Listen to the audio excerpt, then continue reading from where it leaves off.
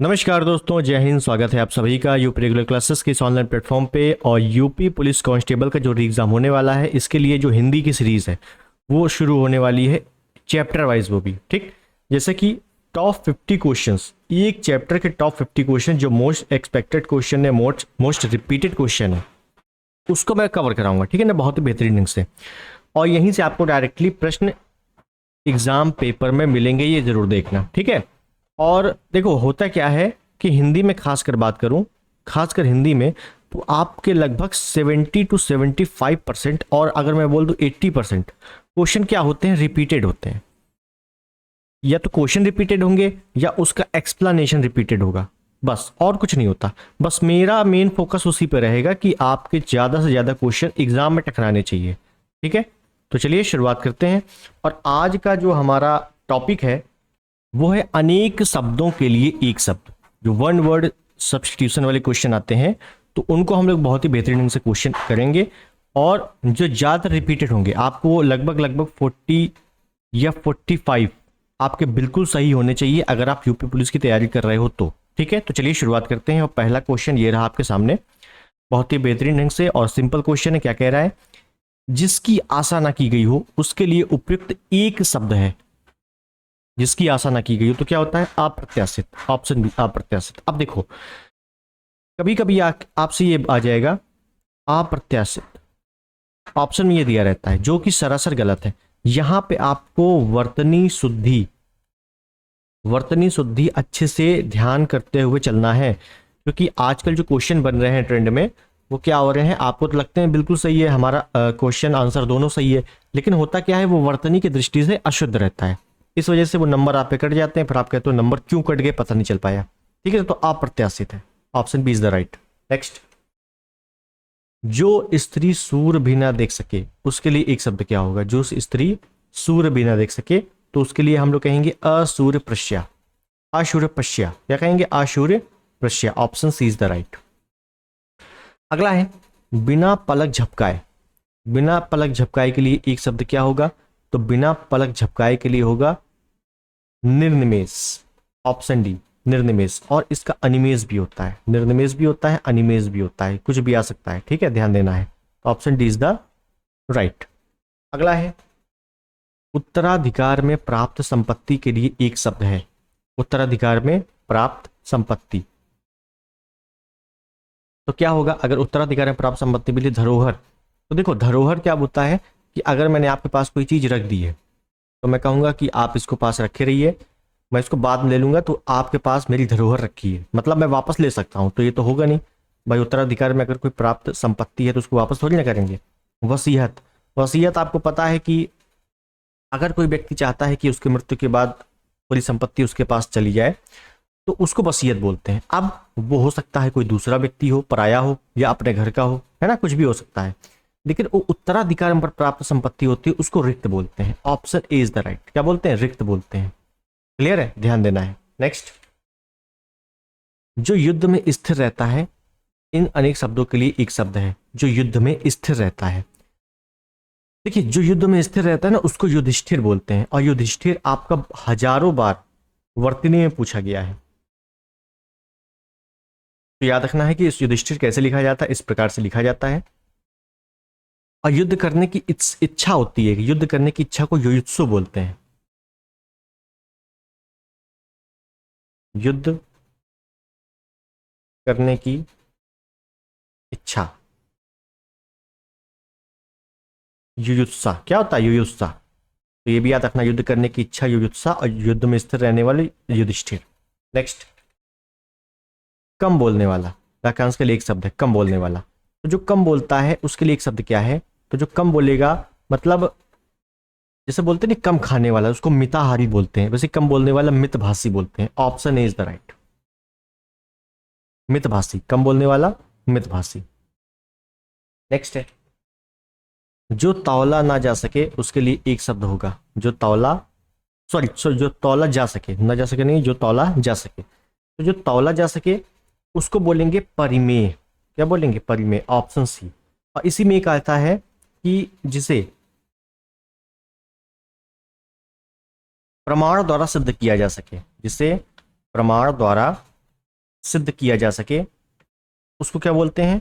प्रमेय बोलते हैं। क्या बोलते हैं? प्रमेय। तो याद रखना, यहाँ पे प्रमाण है, यहाँ पे प्रमेय है। यहाँ पे जो तौला जा सके, जो मापा जा सके, उसे परिमेय बोलते हैं, और जिसे तौला ना जा सके उसे अपरिमेय बोलते हैं। ठीक है, तो यहाँ पे आपको ध्यान रखना है। अगला है जो ईश्वर में विश्वास रखता हो, उसके लिए क्या होगा? सिंपल सा क्वेश्चन है, बच्चे बच्चे को पता है, और इस टाइप के क्वेश्चन पूछे जाते हैं। ये मत समझो कि बहुत ईजी है तो ये पूछा ही नहीं जाएगा, बिल्कुल पूछा जाएगा। तो ईश्वर में विश्वास रखता है उसको बोलते हैं आस्तिक, ऑप्शन बी। और जो विश्वास नहीं रखता, विश्वास नहीं रखता, उसको बोलते हैं नास्तिक। क्या बोलते हैं? नास्तिक। क्लियर? अगला, सब कुछ जानने वाला के लिए एक शब्द होगा, सब कुछ जानने वाला। तो जो सब कुछ जानता है इसका मतलब है वो सर्वज्ञानी है, मतलब सर्वज्ञ है। Option C is the right.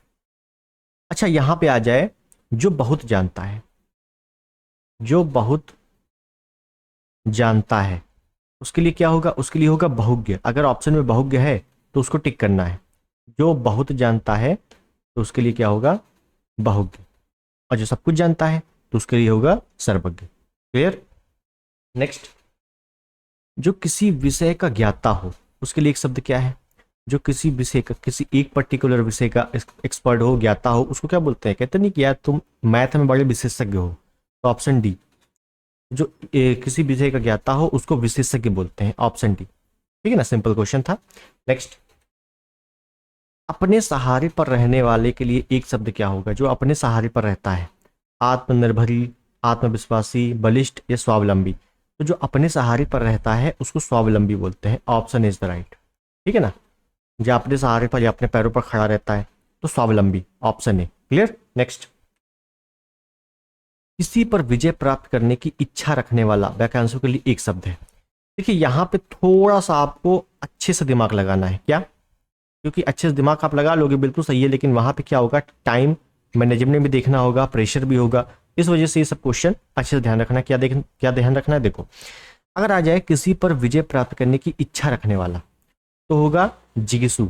Option C is the right. किसी पर विजय प्राप्त करने की इच्छा रखने वाला जिगिसु।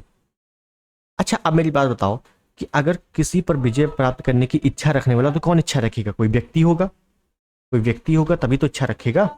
तो जहां पर सेंस आ जाए किसी व्यक्ति का तो वहां पर जिगिसु होगा।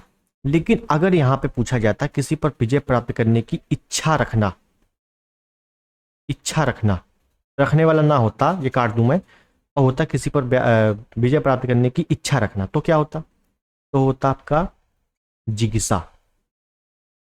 तो याद रखना है कि जो छोटा ऊ या बड़ा ऊ की मात्रा है ना, जहां पर किसी व्यक्ति का सेंस हो जाए तो उसमें लास्ट में लग जाती है, और जहां पर व्यक्ति का सेंस ना हो, जैसे किसी पर विजय प्राप्त करने की इच्छा रखना, तो यहां पर इच्छा रखने वाला तो नहीं है कि इच्छा रखना है, तो क्या होगा? जिगिसा होगा। आगे और क्वेश्चन आएंगे तो उसको मैं बताऊंगा। कुछ खास शर्तों पर किसी कार्य को करने का समझौता के लिए एक शब्द क्या होगा? कुछ खास शर्तों पर किसी कार्य को करने का समझौता, मतलब कोई स्पेशल शर्तें हैं हमारी, उस पर हमने किसी व्यक्ति को रखा हुआ है काम पे, तो क्या होगा वो? भैया वो होगा संविदा। Option D. जो संविदा में भर्ती होती है ना, सरकारी तो होती नहीं है, उसको अर्ध सरकारी बोल दिया जाता है। तो वो क्या होता है? कुछ खास शर्तों पर उसको रखा जाता है और फिर उनको निकाला भी जा सकता है। ठीक है, तो ये भी प्रॉब्लम है इसमें, तो क्या होगा? संविदा होगा। Option D is the right. Next है, राज्य द्वारा निकाला गया आधिकारिक आदेश वाक्यांश के लिए एक शब्द है। मोस्ट फेमस क्वेश्चन है ये, बहुत बार पूछा गया है कि किसी राज्य द्वारा निकाला गया आधिकारिक आदेश क्या होगा? अध्यादेश। कहते नहीं कि अध्यादेश जारी हुआ है इस सरकार के द्वारा, तो वही है कि आधिकारिक आदेश जो भी जारी होता है उसको अध्यादेश बोलते हैं। क्लियर? नेक्स्ट, पैर से सिर तक वाक्यांशों के लिए एक शब्द होगा। पैर से सिर तक, तो पैर से सिर तक होता है आपादमस्तक। पादमस्तक मत कर देना, आपादमस्तक। Option D is the right. Next है, अनुचित बात के लिए आग्रह करने वाला, अनुचित बात के लिए आग्रह करने वाला क्या होगा? दुराग्रही। Option C is the right. अच्छा देखो, अनुचित बात के लिए आग्रह करने वाला कौन करेगा? कोई व्यक्ति करेगा आग्रह, यही तो होगा, तो इसका मतलब है दुराग्रही। अगर यहां पूछा जाता अनुचित बात के लिए आग्रह करना, करने वाला ना होता, अनुचित बात के लिए आग्रह करना, तो होता दुराग्रह। ठीक है, तो ये आपको सेंस अच्छे से ध्यान रखना है। नेक्स्ट, अनेक शब्दों के लिए एक शब्द के नीचे लिखे विकल्पों में से कौन सा विकल्प गलत है? कौन सा विकल्प गलत है? जंगल की आग, दावानल, समुद्र की आग, बड़वानल, पेट की अग्नि, जठराग्नि, आदि से अंत तक अनंत। तो इसमें बताना है कौन सा गलत है। तो देखिए, अगर बोलूं जंगल की आग को दावानल बोला जाता है या दावाग्नि भी आ जाता है। क्या आ जाता है? दावाग्नि, दावा प्लस अग्नि। ठीक है, तो ये आपका बिल्कुल सही है। समुद्र की आग को बड़वानल बोला जाता है, बिल्कुल सही है। पेट की अग्नि को, पेट में क्या होता है? जठर रस होता है। अगर आपने बायोलॉजी पढ़ा है तो पेट में क्या होता है? जठर रस होता है, तो यही जठराग्नि होता है, बिल्कुल सही है। आदि से अंत तक अनंत नहीं होता, होता है अद्योपांत। क्या होता है? अद्योपांत। ध्यान रखना, आदि से अंत तक अद्योपांत, मतलब option D is the right. Clear? Next, अगला क्या बोला है? अपनी विवाहित स्त्री से उत्पन्न पुत्र। इन अनेक शब्दों के लिए एक शब्द है, अपनी विवाहित स्त्री से उत्पन्न पुत्र। मतलब अपनी पत्नी से जो पुत्र हो रहा है उसको क्या बोलेंगे? उसको बोलेंगे औरस। क्या बोलेंगे? औरस। ऐसे याद रखो, अपनी औरत से उत्पन्न पुत्र, औरस। ठीक है, अपनी औरत से, तो अपनी औरत है तो औ से औरत, औ से औरस, ऐसे याद कर लो। ठीक है। अच्छा, औरस का विलोम क्या होता है? जारज। औरस का विलोम क्या होता है? जारज। तो ये भी आपको ध्यान रखना है। ठीक है। नेक्स्ट, जो बाएं हाथ से सधा हुआ है के लिए एक शब्द है।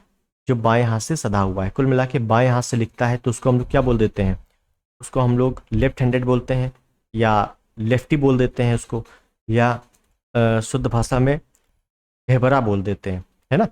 तो वो क्या होता है? उसको सव्यसाची कहते हैं। क्या कहते हैं? सव्यसाची। Option A is the right. जो बाएं हाथ से काम करता है, जो बाएं हाथी है या लेफ्टी है, तो उसको सव्यसाची बोलते हैं।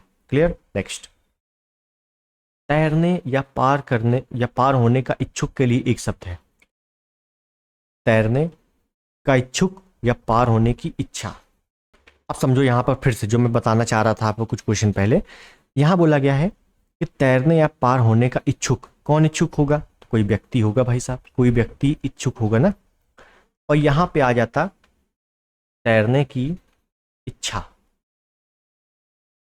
यहाँ एक तैरने की इच्छा और यहाँ है तैरने का इच्छुक। तो जब भी तैरने का इच्छुक आ जाए तो आप करोगे तितीर्सु। Option B is the right. लेकिन यहाँ अगर आ जाए तैरने की इच्छा तो आप करोगे तितीर्सा। क्या करोगे? तितीर्सा। मैंने बोला था जहाँ भी व्यक्ति का सेंस आ जाए तो छोटा हो बड़ा हो लग सकता है उस वाक्य के अनुसार। क्लियर है? तो यहाँ पे आपको ध्यान रखना है। 2-3 बार प्रैक्टिस कर लोगे तो आ जाएगा। और यही सब क्वेश्चन होते हैं कि आप तो करोगे, अगर यहाँ पर तितीर्सु होता, सॉरी तितीर्सा होता, तो आप कन्फ्यूजन हो जाता। इन्हीं सब चीज़ों में आपके 1-2 नंबर कट जाते हैं और फिर सिलेक्शन से बाहर हो जाते हो। क्लियर है? तो ध्यान रखना है वो सब चीज़ें। नेक्स्ट, कान के नीचे लटकता हुआ कोमल भाग। जो कान के नीचे जो कोमल भाग होता है लटकता हुआ, उसको क्या बोलते हैं?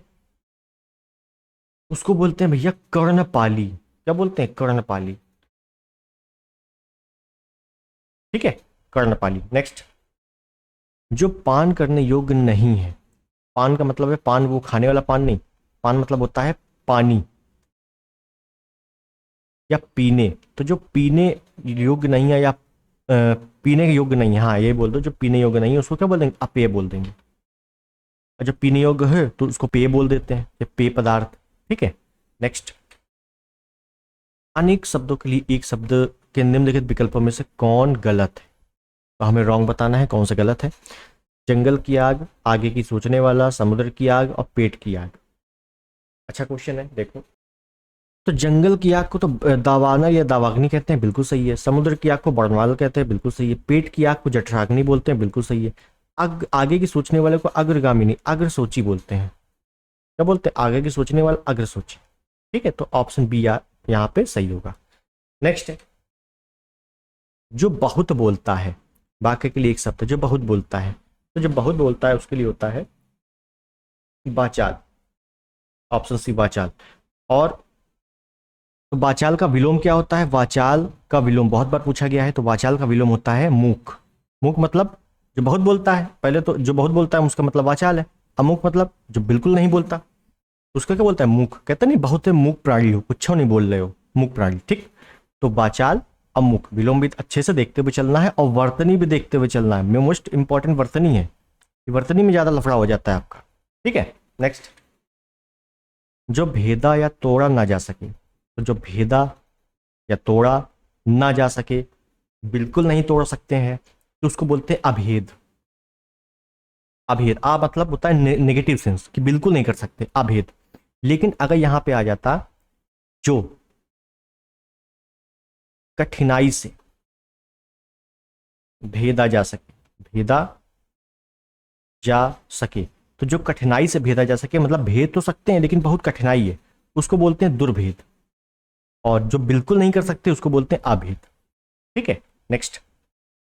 जिसका शत्रु जन्मा ही ना हो, बहुत ही फेमस क्वेश्चन है ये तो आपको बचपन से ही पढ़ाया जाता है। जिसका शत्रु जन्मा ही ना हो, जिसका शत्रु पैदा ही ना हुआ हो, अजात शत्रु। Option C is the right. Next. अच्छा यहां पे एक चीज देखो, अक्रांता अक्रांत लिखा हुआ है, एक होता है अक्रांता, आक्रांता। इन दोनों का मतलब समझो। आक्रांत मतलब होता है जिस पर आक्रमण किया गया हो, और आक्रांता होता है जिसने आक्रमण किया हो। कहते नहीं बहुत आक्रांता आदमी हो, मतलब आक्रमण करने वाला। तो इसमें लिख दूं जिसने आक्रमण किया हो, और आक्रांत मतलब जिस पर आक्रमण हुआ हो। मतलब जो व्यक्ति है, व्यक्ति मान लो ये खड़ा है सिंपल, और ये कोई आया दूसरा व्यक्ति, उसके हाथ में क्या है, बंदूक है, बंदूक बना दी, तो ये क्या हो गया, ये आक्रांता हो गया, और इसने इस पे फायर कर दिया, तो ये क्या हो गया, आक्रांत हो गया। ठीक है, तो ये ध्यान रखना है। नेक्स्ट। वाक्यांशों और उसके लिए प्रयुक्त शब्दों के निम्नलिखित युग्मों में सही युग्म का चयन कीजिए। जो स्त्री अभिनय करे, जो व्याकरण जानता हो, आंखों से परे, लौट कर आया हो। तो इस पे हमें सही बताना है, इसका मतलब है 3 गलत है। तो जो स्त्री अभिनय करे, तो भाई अगर स्त्री है और अभिनय कर रही है तो उसको अभिनेता थोड़ी बोलेंगे, उसको तो अभिनेत्री बोलेंगे, है ना, अभिनेत्री बोलेंगे। अब ये सही हो गया। उसके बाद जो व्याकरण जानता हो उसको व्याकरणिक नहीं बोलते, उसको बोलते हैं वैयाकरण। जो व्याकरण जानता हो वैयाकरण। ठीक। आंखों से परे, आंखों से परे, आंखों के सामने अगर है तो प्रत्यक्ष है, जब आंखों से परे है तो अप्रत्यक्ष है।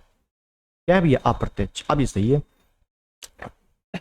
उसके बाद लौट कर आया हुआ, प्रत्यागत, ये तो बिल्कुल सही है। तो ऑप्शन डी यहां पर बिल्कुल करेक्ट है, बाकी सभी गलत थे जो मैंने सही कर दिए हैं। ठीक। नेक्स्ट। युद्ध की इच्छा रखने वाला। अब देखो यही मैंने बताया था आपको, युद्ध की इच्छा रखने वाला मतलब कोई व्यक्ति है वो युद्ध की इच्छा रख रहा है, ये तो होगा, कोई व्यक्ति है वो युद्ध की इच्छा रख रहा है। तो अगर कोई व्यक्ति है और युद्ध की इच्छा रखने वाला है तो उसको बोलते हैं युयुत्सु। लेकिन अगर बोलता युद्ध की इच्छा रखना, यहाँ पर रखने वाला ना होता और यहाँ बोलता युद्ध की इच्छा रखना, तब क्या होता, तब होता युयुत्सा। सॉरी, हाँ हाँ युयुत्सा, तब होता युयुत्सा, और युद्ध की इच्छा रखने वाला युयुत्सु। ठीक है। नेक्स्ट। जिसे अपनी जगह से अलग कर दिया गया हो उसके लिए एक शब्द क्या होगा। तो अपनी जगह से अलग कर दिया गया है मतलब कोई यहाँ पे रखा हुआ है, इसको हमने ट्रांसफर करके यहाँ रख दिया, तो हमने क्या कर दिया, विस्थापित कर दिया, विस्थापन हो गया। तो option A is the right. क्या हो गया, विस्थापित हो गया। ठीक है ना, सिंपल था। नेक्स्ट है, वह कन्या जिसके साथ विवाह का वचन दिया गया हो उसको एक शब्द क्या होगा। वह कन्या जिसके साथ विवाह का वचन दिया गया हो उसको होगा वाग्दत्ता। देखो अभी गलत हो जाता, वागदान करने वाला था मैं, और यही गड़बड़ हो जाती एग्जाम में। वागदत्ता बहुत इंपॉर्टेंट है, अच्छे से याद रखना। वागदत्ता, किसी भी स्त्री या कन्या के साथ विवाह का वचन दिया गया हो तो उस कन्या को वागदत्ता बोला जाता है। ठीक है। नेक्स्ट। मदिरा पान, मदिरा पीने का प्याला।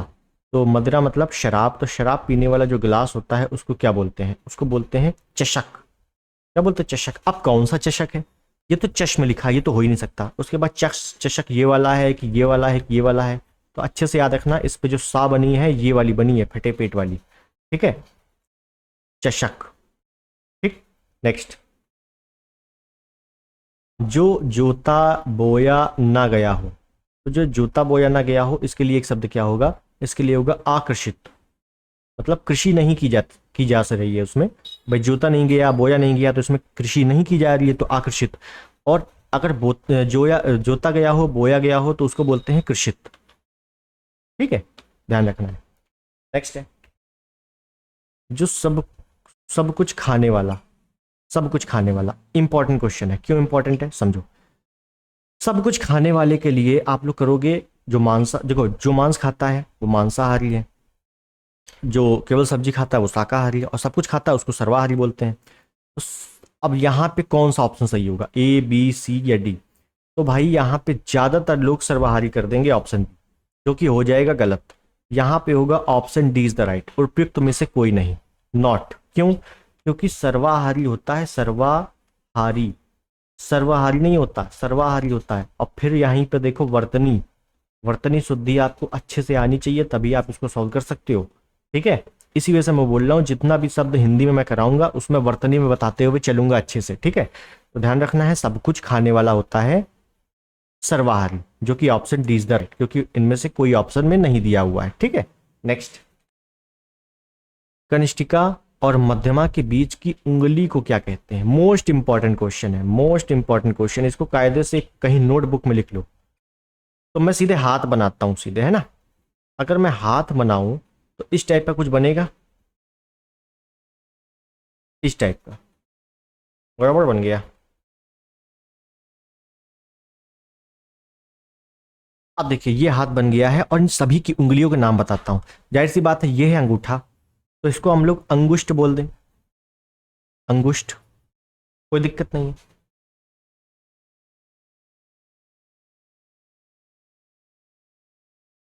और जो पहली वाली उंगली है ना, एक नंबर वाली, इसको बोलते हैं तर्जनी। क्या बोलते हैं? तर्जनी।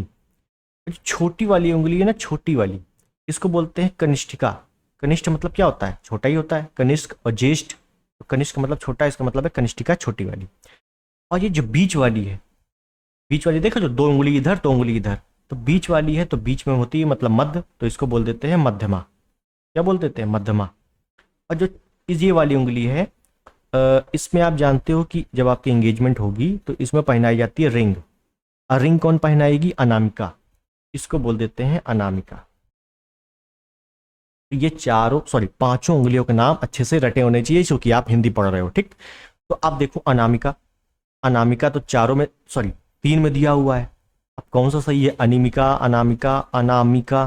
तो देखो यहाँ पे भी पूरा का पूरा वर्तनी का खेल है, और अनामिका आपका ऑप्शन डी वाला सही है।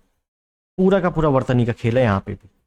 ठीक है, लेकिन आपको ये पांचों उंगलियों के नाम अच्छे से पता होने चाहिए। क्लियर? नेक्स्ट।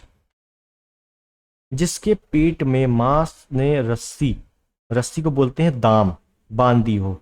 अब देखो यहाँ पे एग्जामिनर या क्वेश्चन सेट करने वाले ने बहुत ही बढ़िया कर दिया है। यहाँ पे रस्सी का मतलब दे दिया है दाम, और दाम, और हमें ये पता है कि जो पेट होता है उसको बोलते हैं उदर। क्या बोलते हैं? उदर। तो दाम उदर, दाम उदर, दाम उदर, दाम उदर, option D is the right. बताओ, और दामोदर किसका नाम था? तो रानी लक्ष्मीबाई के पुत्र का नाम था, है ना। बताइए आपको, दामोदर। क्लियर? दामोदर, वो अच्छे से ध्यान रखना है, मतलब तोड़ तोड़ के पढ़ोगे तो चीजें क्लियर हो जाएंगी। नेक्स्ट है, गुरु के समीप रहकर अध्ययन करने वाला, उसके लिए एक शब्द क्या होगा? जो गुरु के समीप रहकर अध्ययन करता है उसको बोलते हैं अंतेवासी। यहाँ पे कई लोग या तो विद्यार्थी लगा देंगे, शिष्य लगा देंगे, गलत हो जाएगा।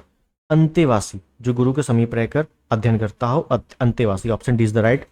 अच्छे से रख लेना, मैंने वही क्वेश्चन सेलेक्ट किए हैं जहां पे आपको कंफ्यूजन होगी ही होगी अगर आप नए हो तो। ठीक, नेक्स्ट। महल के भीतरी भाग को किस शब्द में जानते हैं? महल के भीतरी भाग को क्या बोलते हैं? तो महल का भीतर है मतलब अंतः है, मतलब अंतःपुर, option C is the right. ठीक है, महल के भीतरी भाग को अंतःपुर कहा जाता है। नेक्स्ट। जिसके सिर पर चंद्र हो, जब चंद्र है वो भी सिर पर, सिर मतलब होता है शेखर, तो जिसके सिर पर चंद्र है मतलब Chandrashekhar, option B is the right. ठीक, नेक्स्ट। जिसके हृदय में ममता ना हो, तो जिसके हृदय में ममता ना है तो सबको पता है निर्मम, कहते नहीं बहुत ही निर्मम प्राणी हो, बिल्कुल हृदय में ममता नहीं तुम्हारे। टी। नेक्स्ट। अंत्यज शब्द के लिए सही वाक्यांश है अंत्यज। अंत्यज क्या होता है? अंडे से पैदा होने वाला, किसी के अंतर से उत्पन्न, अपने सगे संबंधियों को छोड़ देने वाला, तथा कथित निम्न जाति में जन्म लेने वाला, option D is the right. निम्न जाति में जन्म लेने वाले को अंत्यज बोलते हैं, अंत्यज। अच्छा, अगर मैं बोल दूं उच्च कुल में पैदा होने वाला, फिर उच्च कुल में जन्म लेने वाला, उच्च कुल में अगर जन्म ले रहा है तो उसको बोलते हैं कुलीन। तो एक दूसरे का ये पर्याय, सॉरी, विलोम शब्द भी है। क्या है? विलोम शब्द। भाई अगर कोई निम्न जाति में जन्म ले रहा है और कोई उच्च कुल में जन्म ले रहा है, तो निम्न जाति में जन्म ले रहा है उसको अंत्यज बोल देंगे, और जो उच्च कुल में जन्म ले रहा है उसको कुलीन बोल देंगे। ठीक है, तो ये पॉइंट आपको ध्यान रखना है। तो हमारे सभी क्वेश्चन यहां पर होते हैं समाप्त। आपको कैसा लगा जरूर बताना। मैंने वही क्वेश्चन उठाया तो ज्यादातर पूछे गए हैं और ज्यादातर आपको जहां कंफ्यूजन होती है। ठीक, अब मैं करने क्या वाला हूं कि इसी टाइप से मैं आपको हिंदी में पूरा का पूरा हिंदी कंप्लीट कराऊंगा, जो भी आपका हिंदी में बेहतरीन टॉपिक है और जो ज़्यादातर पूछे जाते हैं। ठीक, और सभी एग्जाम के लिए है। आप जानते हो आर ओ में भी यही लेवल आता है, यूपी पुलिस में भी यही लेवल आता है। लेवल में कोई बदलाव नहीं है। ठीक, और क्वेश्चन आपके टकराएंगे, ये इसी बात की गारंटी है। तो जुड़े रहना। चैनल पर नए हैं सब्सक्राइब कर देना, इस वीडियो को लाइक कर देना, शेयर कर देना, कमेंट में बताना कैसा लगा है ये लेक्चर। मिलते हैं अगले वीडियो में, तब तक के लिए नमस्कार, जय हिंद, वंदे मातरम।